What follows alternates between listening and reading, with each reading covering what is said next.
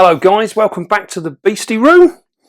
We have another very interesting spider to show today, and this is a pickup that we got from the BTS, the British Tarantula Society show in Warwickshire. Now this is in fact a Linothele fallax. Now some of you guys will be aware of these. These are a funny spider. They're a hit and miss spider in the hobby. We seem to have like a little throw of them, and then you don't see none for ages and ages and ages. And we very rarely see adults. Quite often we see them as tiny little slings and things like that, but we don't see them much as adults. So we have in fact got ourselves a sub-adult, almost adult female here. So we're going to set up this enclosure, and then we'll have a nice close look at her and some others that we got. So this is our 30 by 30 by 30 Komodo, and as you guys know, I'm a real fan of these enclosures. I really do like them. They're nicely made and they're very secure. So we keep everything in these, including some big centipedes. No problems at all. Very safe. Right, so we're going to set this up in using some clay balls in the bottom. That's a bit noisy, wasn't it? There we go.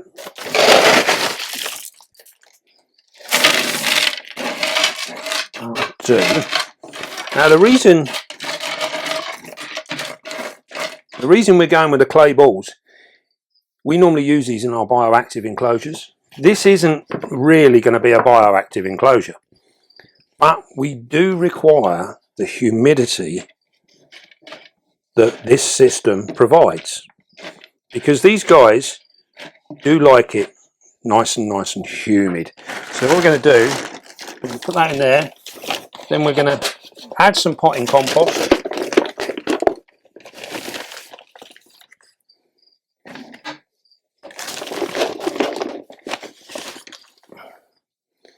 Just throw this in here.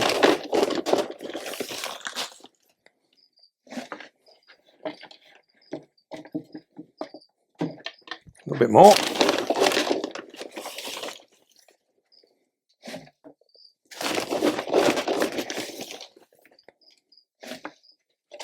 Right. So I'm just going to push that down, and then we're going to top it up with some of our Beastie mix.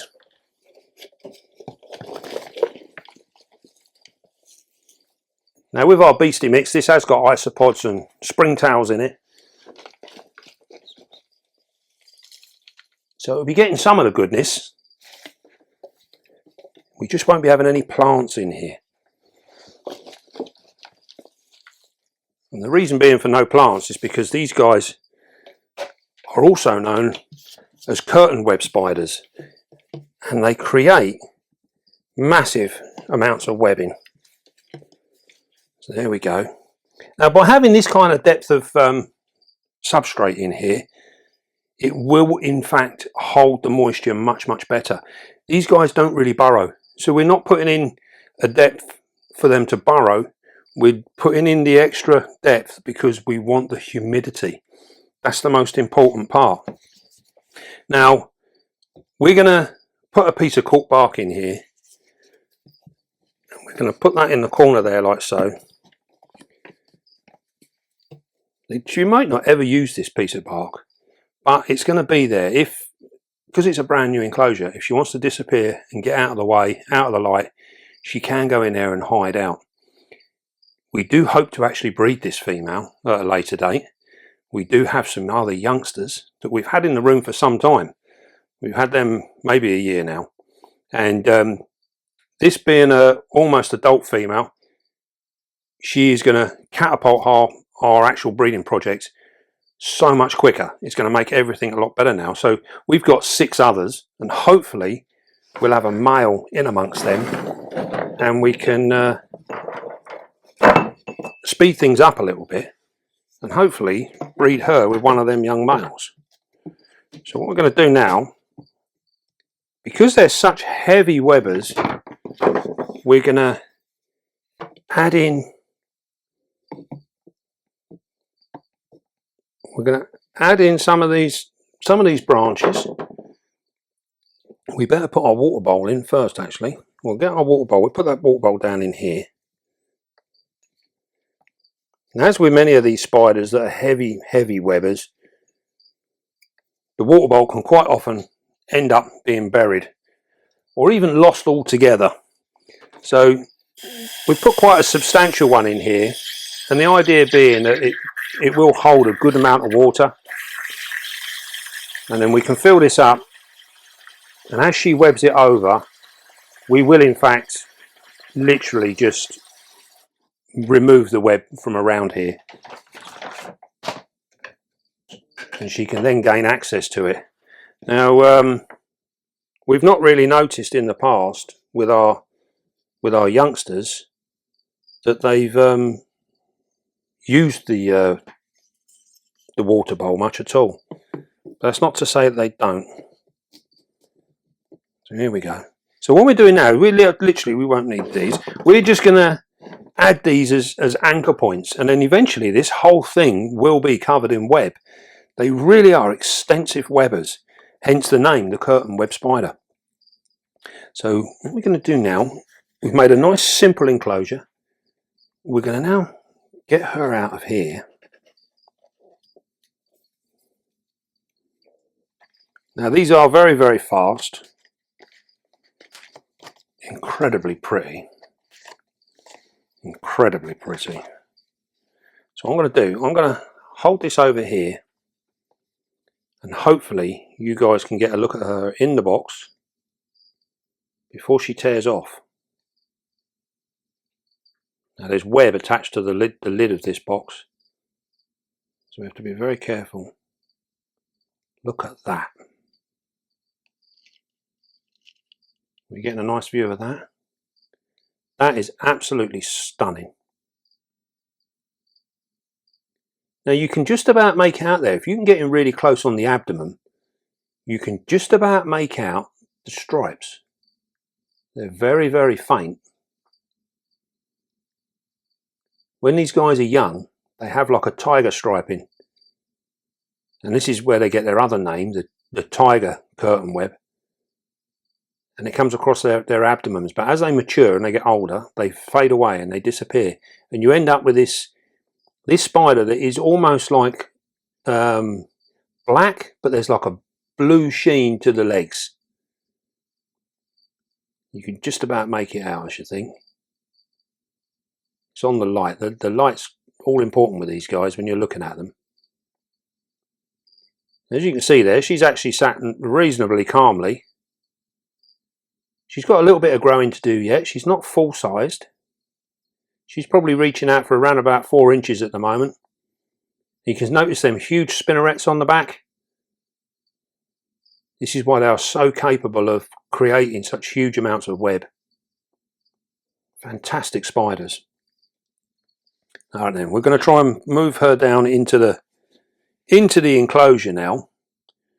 We're going to take her down this way. Let's say they are very fast, so we need to try and take her out nice and gently. We don't want to upset her. There we go. You can just walk out nice and gently. You see how she's turning around to face the paintbrush.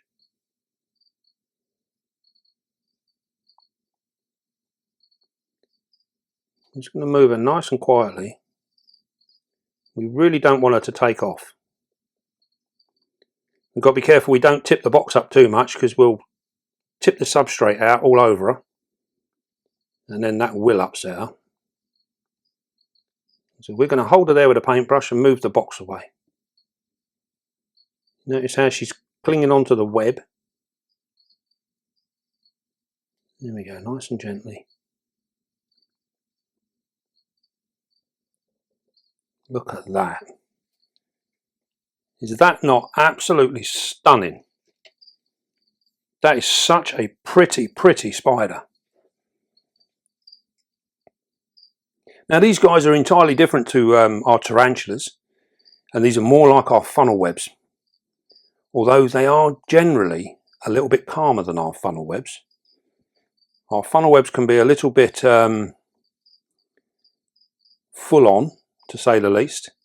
These guys don't tend to show aggression as in like the true sense of the word. They're not an aggressive thing. They don't attack the paintbrush or anything. And it's so they're reasonably pretty good. We would class them as a spider that you do need to have some experience in keeping these, and there's a couple of reasons for this. One is the actual environment that they like to live in. They do like a humid environment. These guys come from Brazil, all around there, South America, where it is very hot and humid, and if you allow these to dry out too much, it can cause severe problems with molting. And many slings that are brought in, most of these come in from abroad, most of them come in from Europe and that. Many of the slings that are brought up are lost because people keep them way too dry and they get lost in molts, and it's quite a dangerous time for the youngsters. Now we've got 6 other youngsters which we've had from slings, and they're growing on really well. We're going to have a look at one of those in a moment. We're just going to carry on just looking at this girl now, because it's not often that you get one that sit like this. And I don't know if the camera's picking it up, but the colour is just phenomenal. It's almost like a steely black blue, absolutely beautiful. And she may well decide to have a little wander soon. Now feeding wise with these, we will feed this particular female. She will take on large red runners, large crickets. A male dubia might be a little bit too big for her. I don't like to feed food items that are too big. I don't see why we should make our spiders struggle. There is no need for it. So we can tend to keep them on the smaller side. I'd rather feed smaller items a little bit more often and do it like that. Again, when we go to looking at the conditioning of our spider, then we can actually just literally keep it.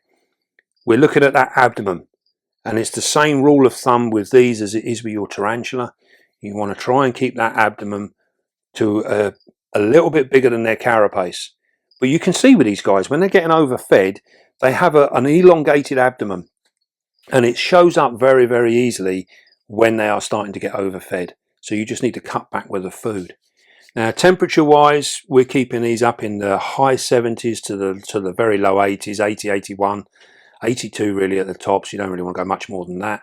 And with that humidity, now by having the balls in the bottom of this, we can in fact flood this out. We can put a layer of water in here, just to the point where the stones will soak up the water and they will change colour. And that is what we're looking at. So we're not looking at sitting water in there. We are just looking at the stones turning dark. When the stones are dark, it means that they have absorbed the water, and then in turn with the heat in the room, they will release that and it will come up through the substrate, creating the humidity that we're after within our enclosure. Now, because we use a full mesh top in all of our enclosures, it means that we can really play around with humidity. You know, we can do so much more with it, and we're not worrying about stagnant environments. So the air in here will always stay nice and clean, which is most important. One of the things that's often forgotten about when we're looking at spiders that require a high humidity is air quality. Most people do not look or even think about air quality. It is really important. It's just as important as having that level of humidity that your spider requires. Now, if you've got an enclosure that is completely enclosed, you may well have really high humidity, probably too high. Even with air holes around the sides, it doesn't really give the quality that we're after. With a mesh top, it gives us that air quality. If you imagine, if you were outside on a summer's day and it's humid outside, you can feel it, can't you? You feel hot and sticky. If you then in turn walked into a greenhouse, you would all of a sudden feel suffocated by that humidity, because it would be much, much higher, but the air quality is absolutely saturated. It's very, very poor. So you feel like you're like, oh God, this is awful, awful. As soon as you get back outside in the open air, you've still got high humidity, but you've got airflow and everything else, and the air quality is absolutely lovely. So now you feel comfortable again. It's very much like this for our spiders. Air quality is just as important as humidity. And this rolled in together with the temperatures that we're after gives us the desired environment that we're looking for. Now we've got this female here. Now we've also got this one here. This is another Linothele fallax. I might have to just angle this a little bit to get it just right. This is a youngster. Now, yeah, this has got the tiger bum that we were talking about, that you could maybe just about make out on the adult female. So these have the tiger bum. Now, as you can see in this little enclosure here, this is a little, or what they call a tamper-proof pot. I'm a big fan of these pots. I really do like them. Now, we have to be careful with these. When we're setting these up, we keep them a little bit drier than what we would this main enclosure. And the reason being is because of that environment. We don't want it stagnating with bad, humid air. So what we do is we literally just put a few drops of water in here every week, and we put a few drops onto the webbing, and then this spider will in turn then come up and drink from them drops, and it will give enough humidity within this pot for this spider to molt out successfully. Now we got 6 of these guys and we've not lost any yet. They've all been really, really good, and they're growing really quick. Now we here in the beastie room, we don't like to grow our spiders too fast. We'd much prefer to grow them on nice and steady. There is no reason to power feed our guys. You'd seen with this one there, it's got the perfect size abdomen for that size spider. And this is what we're looking for all the time with our slings. There is no reason to have big butt slings. No reason at all. Better to have a nice healthy one. So what we're doing is, what we've done now is we've got this female here. We've got these youngsters here. Hopefully within our 6 there'll be a male in there somewhere. And he will mature quicker than these guys will. So the plan is he will mature. Our female here, hopefully we would have had a molt out of her by then. So we will feed her up. We'll get a molt from her, because the minute we got a molt, that means we've got a date. And now as soon as we've got that date, we know going forward where we need to be in terms of our breeding. And we also know that once these get a little bit bigger, we can start sexing the molts. And once we know we've got a male, then we can either bring him on or slow him down accordingly, depending on what the state of our female is. So if, for argument's sake, we get a molt, we think, right, we've got a male here, so we put him to one side and we grow him on a little bit quicker. We want him to move a little bit faster. We can mature him out a little bit quicker. If we're still waiting for a molt from our female, we can slow him down, and we can coincide their timings so that they actually work out right at the right time, so that our male doesn't go to waste. Very, very important. Right, this is going to be a really exciting project. We do have other curtain web spiders in the beastie room, and we also have our funnel webs as well. So these are, as you regulars know, are a spider that I really, really like, and they're spiders that I really want to work with and produce more in the captive breeding, because captivity wise there just isn't many of these types of spiders bred at all, and in this country we do next to nothing in the way of breeding these spiders. Very, very little. In Europe they do a little bit more. You know, this is quite often where our spiders are coming from, is from Europe. And that is purely because the guys there actually do they spend the time and they learn and they find out how to breed these, because they're not always that easy to breed. So it's very, very important that us hobbyists in the UK, we start putting our efforts into some of these spiders and making them easier, much more easily obtainable, so that more people can learn and enjoy these really, really impressive spiders. They truly are a fantastic spider to keep. Once you can get yourself around the upkeep of them and the speed of them. We've mentioned the speed a couple of times. This girl has not moved. She has just sat there and not done a thing. So this is really cool. This means that she's not too bad. She's not feeling threatened in any way. She's been really, really good, and she will settle in lovely now. You can also see on her legs there, they're actually hairier. They look similar to a funnel web, but they are actually hairy. But they're very, very close hairs. So they're almost like a velvety look compared to some of our tarantulas that are really hairy. These have got like a velvety look about them. They really are special spiders. Right, well, I think that's just about done, these guys. Stay tuned for the future updates of these.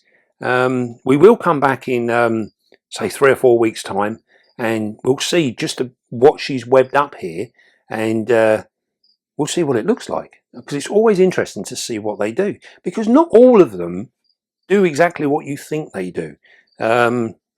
We do in actual fact have a female GBB that I do honestly believe is broken, because she doesn't web anything. She's just different. She's very different. Yeah, she doesn't web anything at all. So I'm convinced she's actually broken. So yeah, we don't know. Just because that particular species is renowned for doing something doesn't mean that your individual will do the same thing. If it doesn't, don't worry about it. As long as it's healthy, it's alive, and it's not sitting in a corner skulking, then you'll be fine. Just relax. They're a bit like us. We're all different. Right then. Well, I hope you enjoyed that little insight into the Linothele fallax, a very, very little known spider, and very seldom seen either. And hopefully we can show a lot more of them and do a lot more with them. Really am looking forward to this. Right then, don't forget, be calm, be gentle, and love your spider. And I will see you soon, guys.